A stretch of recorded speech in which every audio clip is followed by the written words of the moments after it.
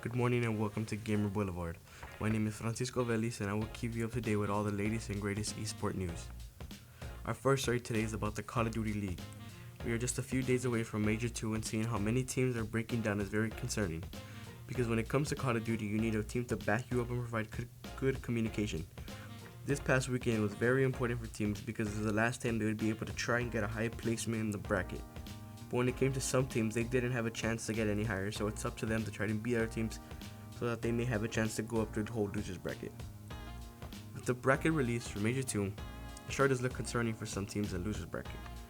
Because they have a top team in winners, so when it comes to the losers, they play whoever doesn't win in winners, which it may be risky because the teams that they play are top teams and they're going to be putting up a good fight compared to the lower bracket teams.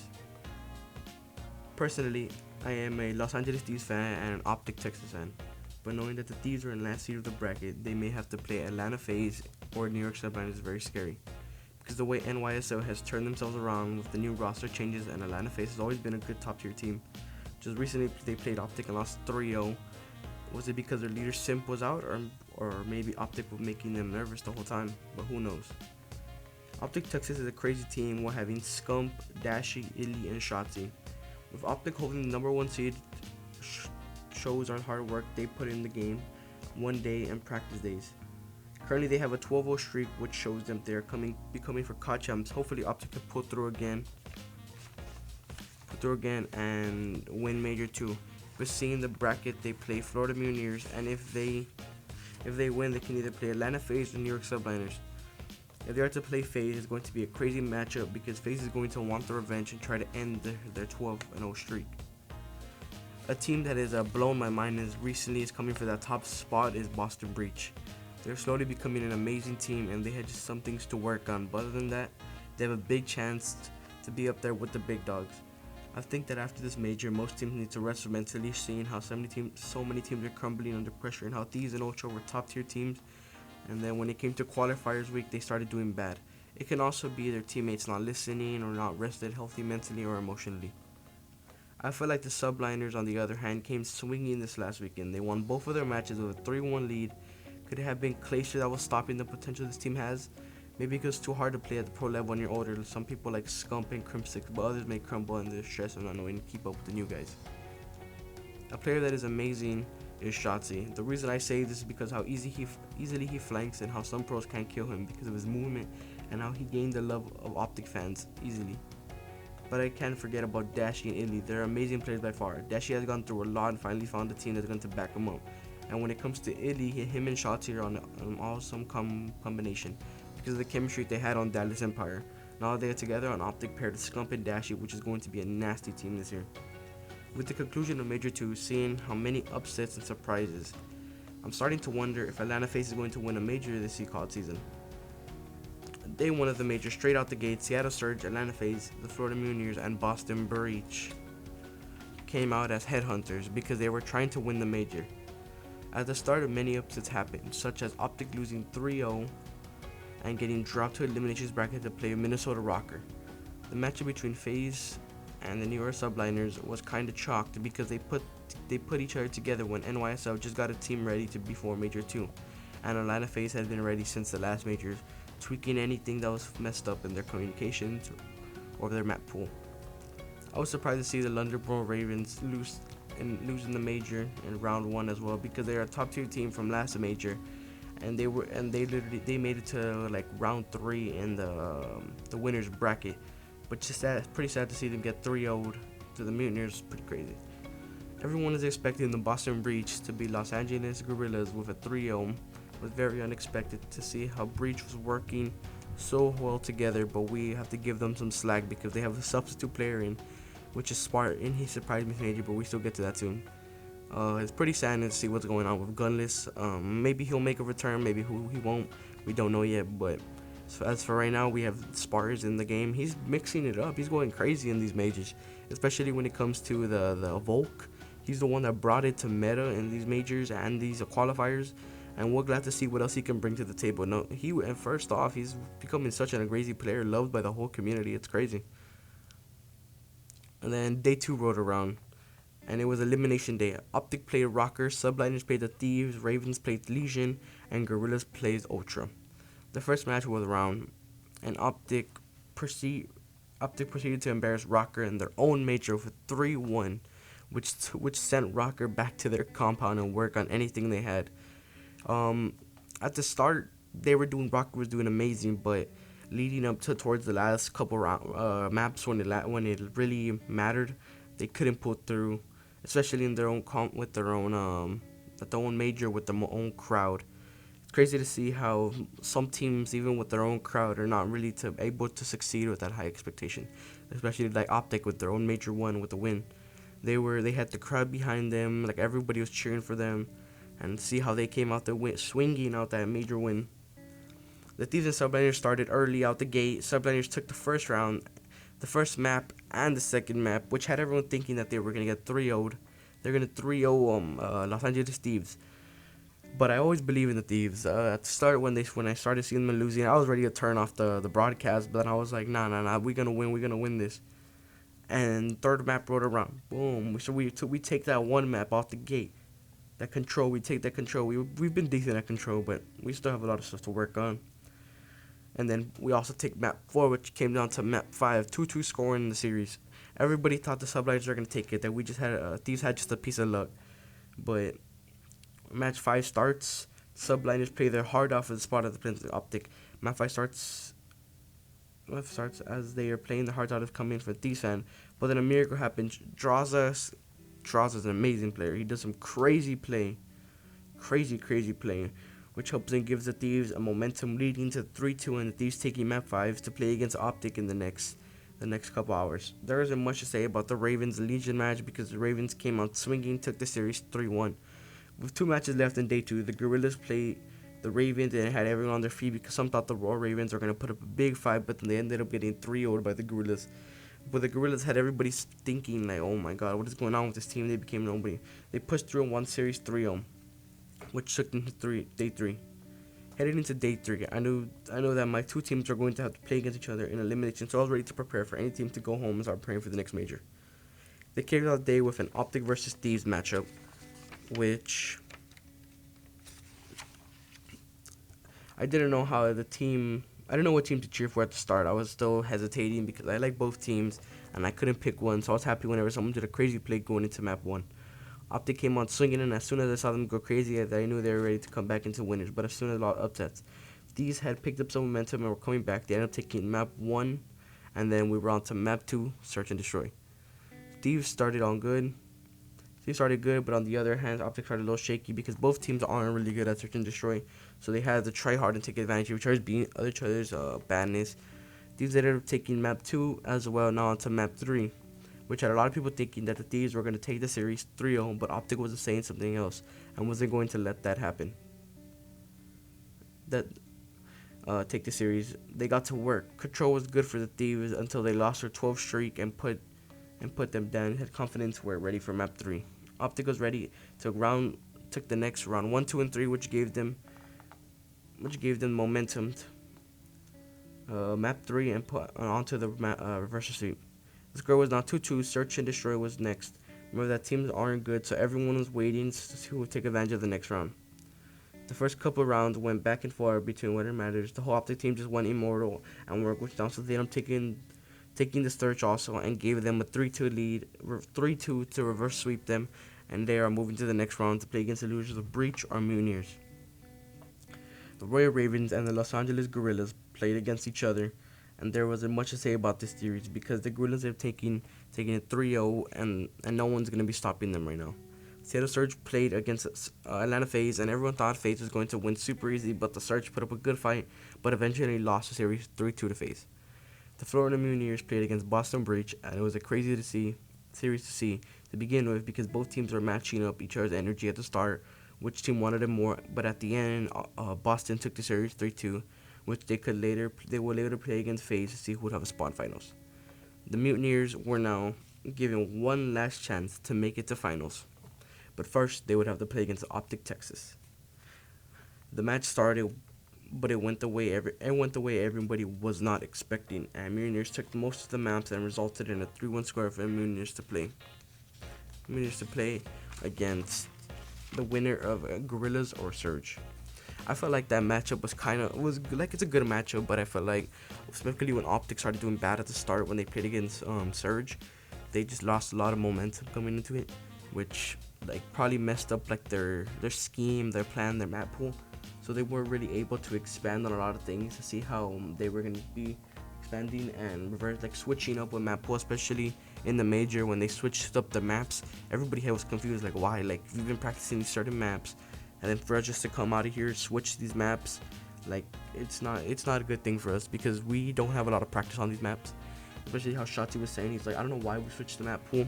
Switching the map pool, like it could be a good thing, but I think it could be a bad thing because the map pool is very important, especially when it comes to a lot of things, like especially how much hours you put into practicing this one certain maps or these certain maps this whole time, and then just bringing out like two different new maps, and it can mess up the whole map pool.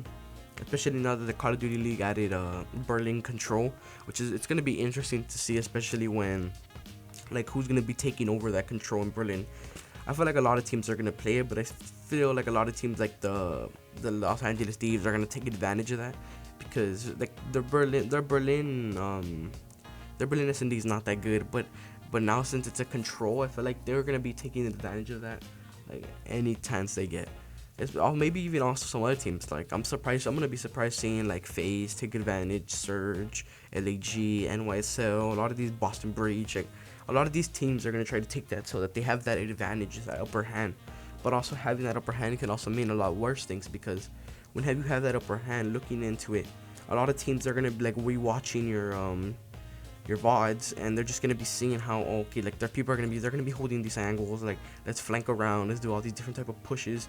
They're not going to be able to take us all at one time, so let's do these pushes certain times so that we can try to take advantage of that since they have their angles. So I guess having the number one like seed in that map is good, but at the same time it's also bad because it could bring a lot of bad things. But it's crazy to see how some teams like evolved and some didn't. Like how the Thieves were super good at Gavutu, and they had like a 6-0 streak. Kenny was talking on this smack. I don't know why he did it but it's confidence, I guess.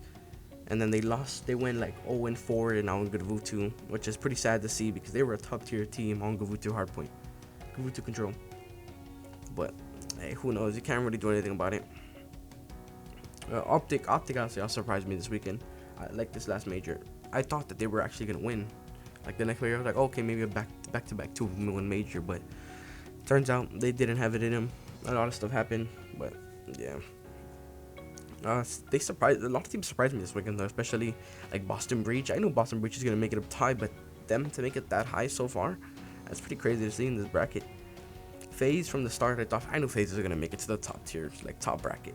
I already knew. Everybody knows they're a top tier team. They have Simp, Abizi, Celium, Arcides. Arcides has always been super good. Celium is an amazing player. Simp and Abizi, they're very good players also, but they're not some of my favorite. I think they're a little too toxic when it comes to the gaming scene because they just do anything. They shoot each other's bodies and everything. But as it came to Boston Breach too, like they were shooting each other's bodies back and forth, which is like pretty toxic in my opinion. But it's a part of the game, so. But I think that's what also messed up the momentum of Boston Breach was when they started shooting Arcides' body, Celium's body in the game. It kind of messed up the flow because it gave the Atlanta FaZe a lot of momentum coming into it. They were ready. They came out swinging. It showed a lot of like they were ready. They wanted revenge because what they did to them. So they were coming out swinging. They weren't gonna let anything stop them this major. So then boom, they took it. They beat them, which is, oh my god, it's crazy to see. But well, yeah, let's go on to the next match. LEG played Seattle Surge and started this match. Showed that these both wanted to go back and forth throughout the series. At the end, Los Angeles Guerrillas ended up taking the 3-2 lead against the Florida Mutineers. The Florida Mutineers versus Los Angeles matchup is finally here. And it was a crazy matchup with both teams not giving up until the very end. And then it mattered to whoever wanted it the most. The Guerrillas pulled through and won 3-2 to play the loser of Breach and FaZe for a spot in the final. Atlanta FaZe was up to play against Boston Breach, and both teams wanted a spot, but only one could have the spot in the final bracket.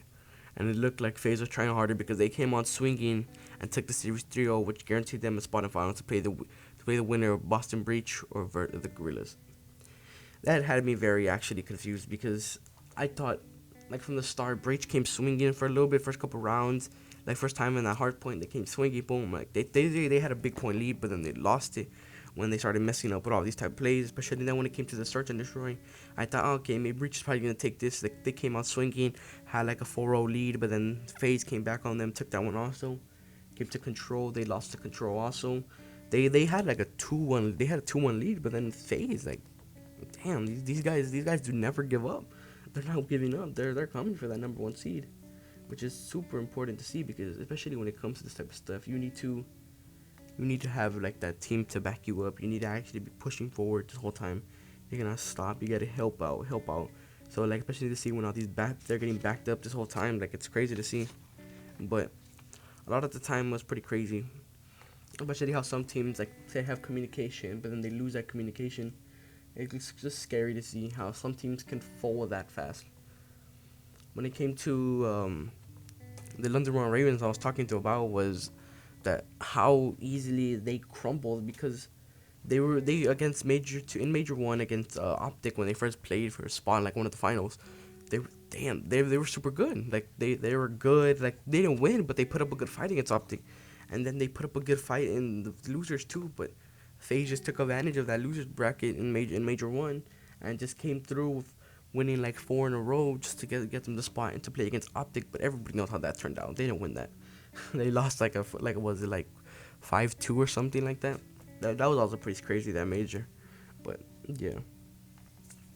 Another team that I thought was gonna show up, because like a lot of teams, what they do is they usually like they'll do bad qualifiers, go into losers, but then they start showing up through losers, like showing everybody that like never count them out and everything. But I guess Ultra was just not having it that day. They couldn't pull through. They played against the Gorillas. They lost to the Gorillas, but I think the Gorillas this whole time had like an amazing series, so I think it was pretty hard to like be able to stop them this major. But yeah, like it's kind of hard to see, especially when majors like cramping under pressure and not being able to pull through, especially when it matters the most to your team. But you can't really do much when it comes to this type of stuff. You have to just, I guess, just back each other up, and if you don't lose, if you lose against in our losers bracket, just keep going the next couple majors. We still have 2 more majors to go right now. We're pretty sure we're in a mid-season break. It's pretty surprising to see a mid-season break like this early, but I think we're only having 4 majors this season. So we're only 4 majors this season, and 2 already done. We're moving on to the major 3 with this mid-season break already on. So most teams get to rest mentally, like prepare for the next major, like rest themselves, get themselves like ready. And like I see like a lot of players already taking advantage of it, like Zero from the Ravens, Shotzi from Optic, Dashi from Optic. Like a lot of teams, like Rambo Ray, the coach of Optic Texas, like they're all taking breaks, they're having fun, they're streaming a lot more, they're relaxing, which is also pretty good to see. Like how they're having right now, they're having these 4v4 S&D tournaments, like little wagers for like money and stuff. And like I watch a lot of Shotzi on Twitch, so I'm always watching him whenever they do their majors. Not they're not majors, little tournaments. It's crazy to see how these teams like evolve, like how they play so much together, like even out of the game, even out of the competitive scene, like they play all together.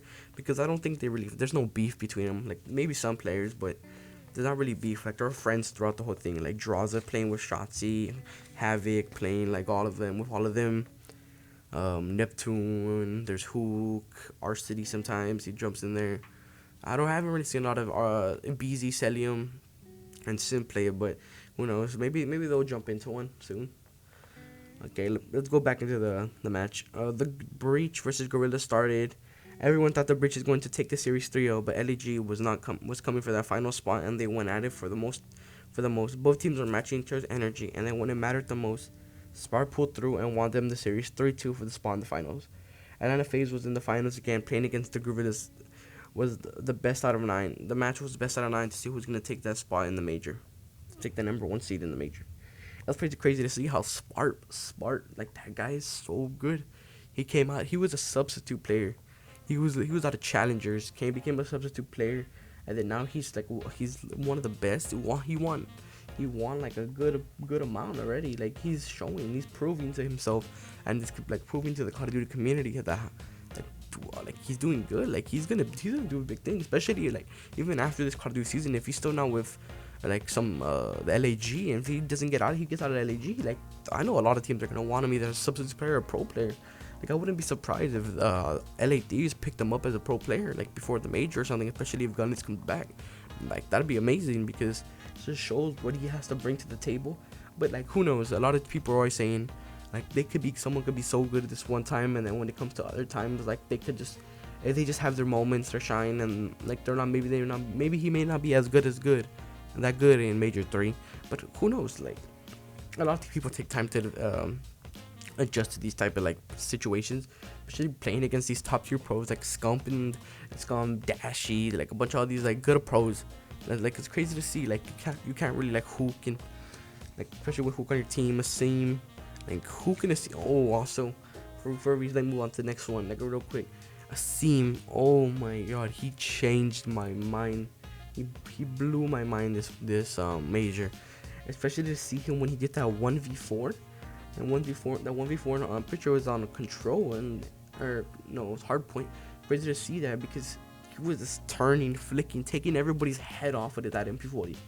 And it was crazy to see because he was literally fighting back to back to back, and nobody could kill him. Like oh my god, it was so crazy to see, but it was so mind blowing. It showed me like new ways, and it's good for like I like watching these majors, especially since I play a lot of Call of Duty with my uncle. It's good seeing these majors because then I just started like you see all these new angles to hold, these new metas like bringing, like you see a lot of stuff, especially when you play a lot of rank play, like a lot of pro play rank play. So you sometimes if you get matched up with one, like you just put up that little good fight. You may not win, but I'll put up that little good fight. It's still pretty crazy to see. Like I've played against Shotzi before. I played against who was it? Zero. I've played against Hook before. I've played against Octane. So pretty easy to see. Like you see him, like you're like. You may fanboy a little bit, but like it's a little funny. But you just move on, do your best, and you see what that takes you. Alright, get back into it. Best out of 9. The match started FaZe started doing bad from the start, letting Gorillas get into their zone and dominate maps until they put up a stop, winning, and they won 2 maps out of the series. LAG answered back by taking the series 5-2 and winning the Rocker Major with a substitute player. And then at the end, when I've been telling you about Spart, about how this major and everything, like he showed up doing this very good. He ended up winning MVP for that major, which he may have secured him on the spot on the main roster, especially since the gun list is out. Like I've been talking about it, Pierce. Like it's crazy to see. Like I'm pretty sure he probably got himself a good like spot now, because especially if Gunless ever comes back, I don't think they're gonna drop Spart for Gunless. Maybe you never know though, but like you never know. But especially how he's doing so good. But I'm pretty sure any team, like if he ever got dropped, like you back to substitute, any team would want him as like a pro player because how good he's doing. Every team has upsets. Some teams take advantage of it, take advantage of others to win. Like whenever they have to win their matches, whenever they have upsets, other team has upsets, take advantage of that, get into their head mentally, and just start like taking advantage of them, get them frustrated. Because I saw like you see a lot of pro teams like LA Thieves, like whenever they start doing good and they get reverse swept because they let them get into their head. They get too overconfident, especially in all their gunfights, which is pretty bad to get overconfident because you could just mess you up mentally badly. But at the end, so every team's gonna start preparing for Major 3 and seeing if they could win that. I'm Francisco Veliz, and you have been watching Gamer Boulevard. Thank you for watching, and stop by next weekend. Bye.